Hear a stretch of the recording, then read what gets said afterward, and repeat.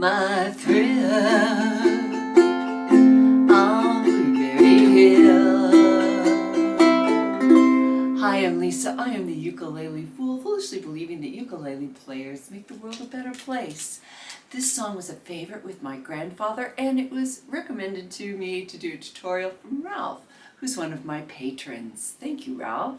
In this tutorial, you only need these basic chords in order to play this song, but there are these chords that you need to do as well.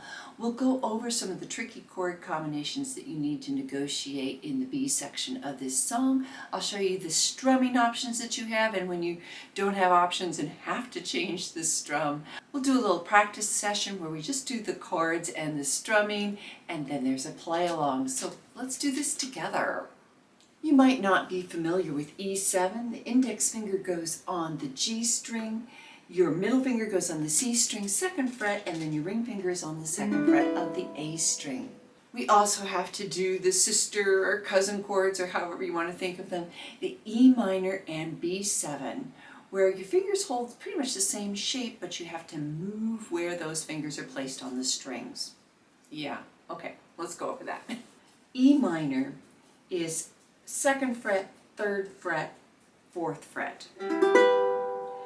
Then you move everything one string closer to your face to get to the B7. I find that the B7 is the trickier of the two chords because in order to make your A string ring out nicely, it has to be unimpeded by your index finger. I find that I have to really angle and put this finger on its tippy tip in order to avoid accidentally hitting that A string. When negotiating challenging chord combinations, I recommend using a hack, and it'll work with this song. Every time you do a strumming pattern with an up strum, make that an A minor 7 so that you get half a beat to switch your fingers. In this song, we have to go from a C to a B7.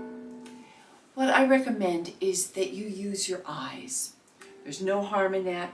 Practice it slowly back and forth, using your visuals to help cement that in and help you identify where your fingers need to go. Practice slowly going back and forth in isolation between those two chords. And you do that as a little bit of a practice before getting into the song. And if you do that 5, 7, 10, 14 days in a row, you are going to be so much better at it. This song was written in 1940, so I think a nice cheery bouncy strum is the right strum for most of the chords. The bouncy strum on F goes like this. Down, down, up, down, up, down, up, down, down, up, down, up, down, up. You could do an island strum though, there'd be no harm in that. Here's a way that you can make it really trick. I would do this on the verses. I have a low G, and so I would pluck that verse down.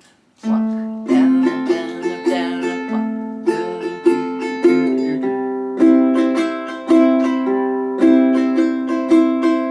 Just a little tip with that strum.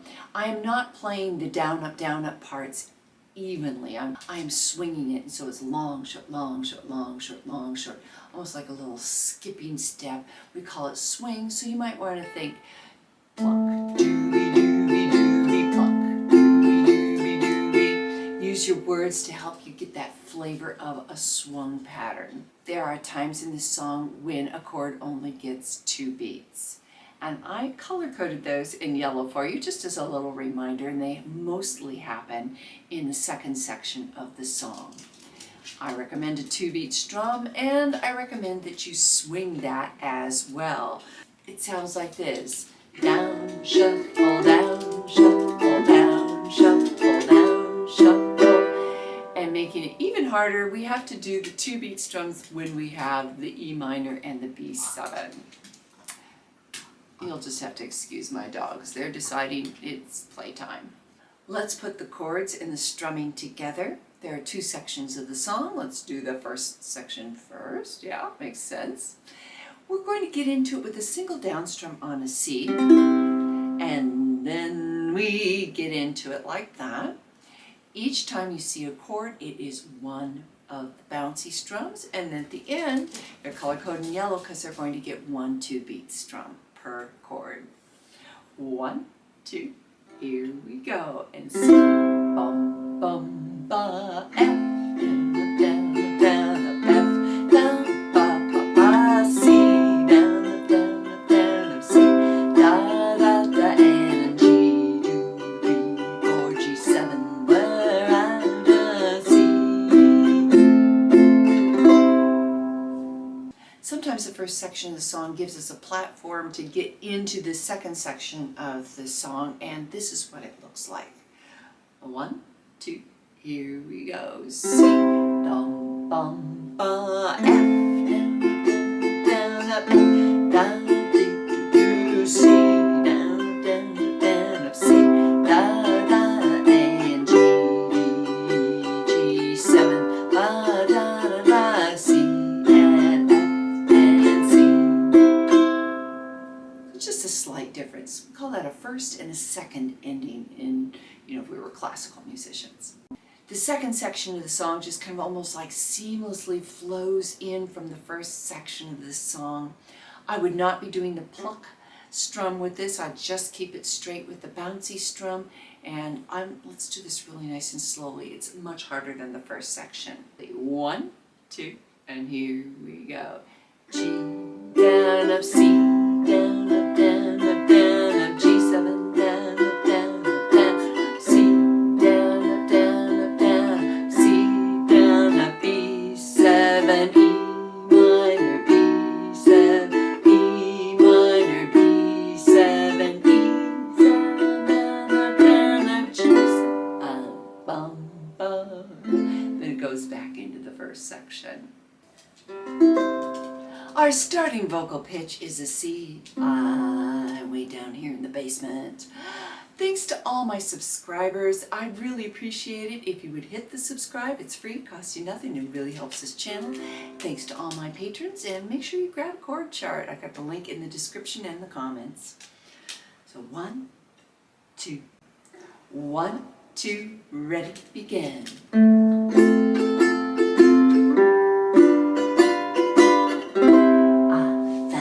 My thrill on Blueberry Hill, on Blueberry Hill, where I found you. The moon stood still on Blueberry Hill.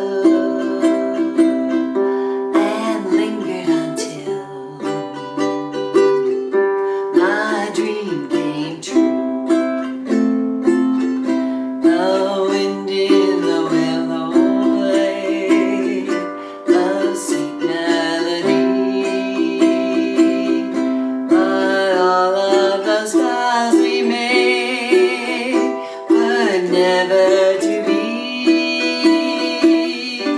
though we're apart, you're a part of me still, for you were my thrill, on Blueberry Hill, the wind in the willow blade, the sweet melody.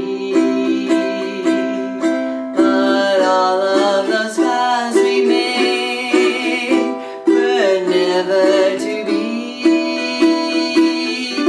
though we're apart, you're a part of me still, for you were my thrill, on Blueberry Hill.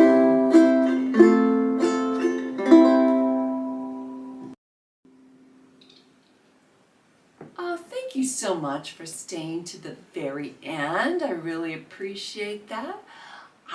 YouTube should be recommending some other great content for you, and don't forget to visit my Amazon store and get some of my favorite shirts like this one. Take care. I hope to see you in the next tutorial.